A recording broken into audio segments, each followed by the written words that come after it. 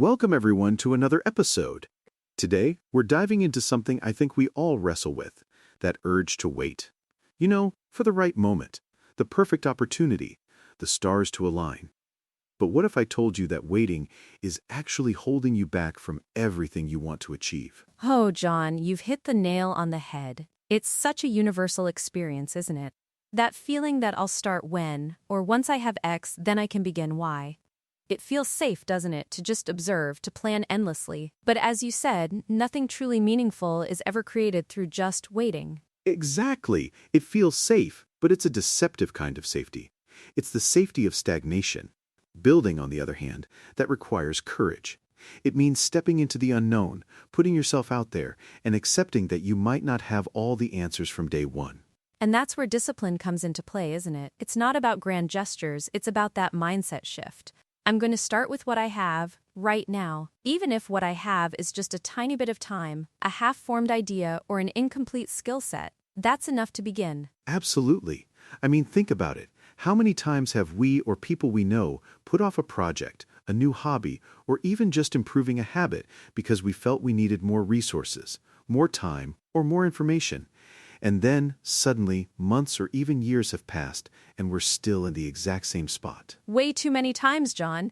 And it's frustrating, right? Because deep down, you know you could have started. You know that even small actions, learning just one new word in a language, writing one paragraph, doing one push-up, they accumulate. They lay a foundation. We often underestimate the power of those tiny, consistent efforts. Totally. It's like building a wall. You don't just magically have a wall. You lay one brick, then another, then another. Each brick seems insignificant on its own, but together they become something strong and lasting. And that's the beauty of it. You don't need everything figured out to begin.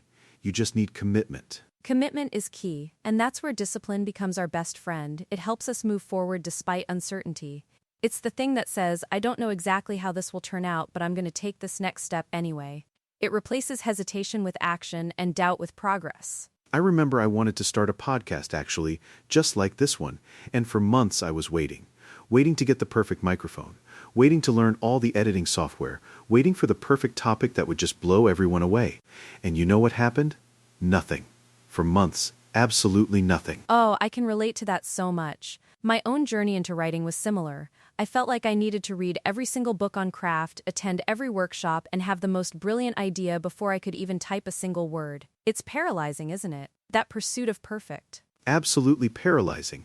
And then one day, I just said, you know what? I'm going to use what I have. My phone's microphone, a free editing app, and I'm just going to talk about something I'm passionate about.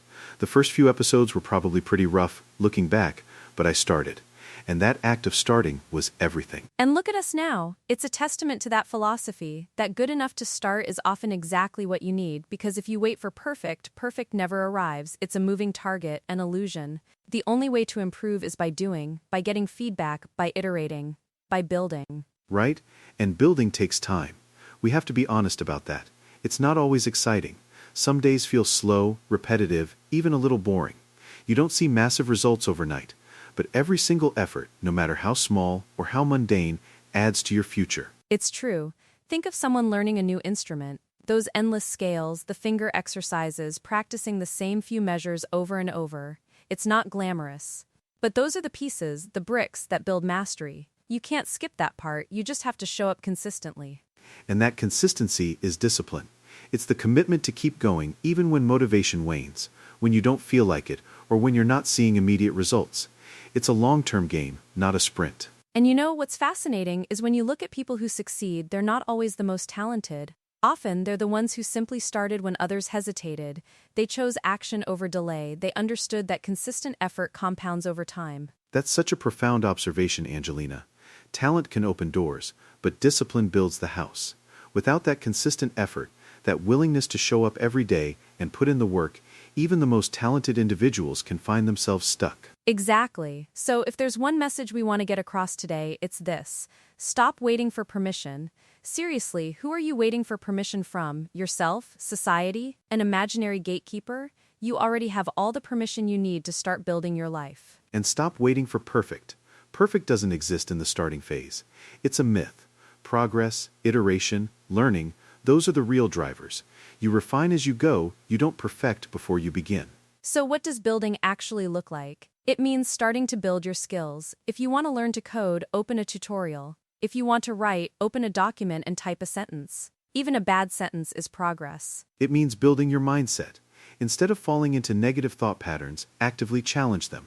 Practice gratitude. Meditate for 5 minutes. Read a book that inspires growth. These are all building activities for your mental fortress. And ultimately, it means building your life. The life you envision, the one that makes you feel fulfilled and alive. That doesn't happen by wishing, it happens by consistently putting in the work, day after day, choosing action over inertia. You know, it often feels daunting, right, to think about a huge goal. But when you break it down into what can I build today, it becomes manageable. Today, I'll build 1 page of my website. Today, I'll build 1 healthy meal. Today, I'll build 5 minutes of exercise into my routine. That's the magic, isn't it? The micro-commitments. And they add up so quickly. Imagine if you consistently improve just one tiny thing every single day. Where would you be in a year, in 5 years? It's mind-boggling the potential for transformation. It really is. And that's why discipline is so powerful. It's not about being a robot. It's about making a conscious choice to prioritize your future self, to invest in who you want to become right now, even when it's hard. Think about financial independence, for instance. Nobody becomes financially independent by waiting for a lottery win. It happens by consistently saving, investing, learning about finances, making small disciplined choices over a long period. Each small deposit is a brick in your financial future. Or even relationships. You don't build a strong relationship by waiting for the other person to make all the effort. You build it by actively listening, showing up, communicating, being vulnerable, even when it's uncomfortable. Those are all acts of building. Such a good point. Everything meaningful in life is built, not found. It requires active participation, and the sooner you begin, the sooner your future starts taking shape. It's an empowering thought, really. It is. It means you have agency. You have control over your progress. You don't have to be a victim of circumstance or waiting for external factors. You can decide today to take that first step. And it doesn't have to be a monumental leap, just a tiny step. If you want to run a marathon, you don't start by running 26 miles. You start by running around the block, then a mile, then 2. It's iterative, it's building up. It's about embracing the process, understanding that the journey itself is the reward, and that every single step contributes to the masterpiece you're creating, which is your life.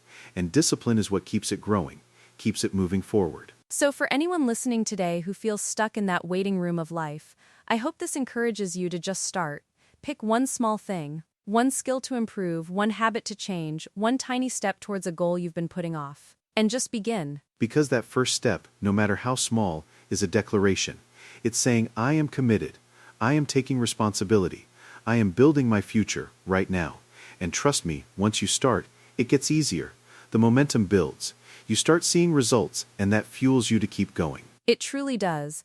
That initial inertia is the hardest part to overcome, but once you push past it, once you feel the satisfaction of taking action, even if it's imperfect, you realize the power you have. So let's wrap this up with a simple challenge. What's one small thing you can start building today?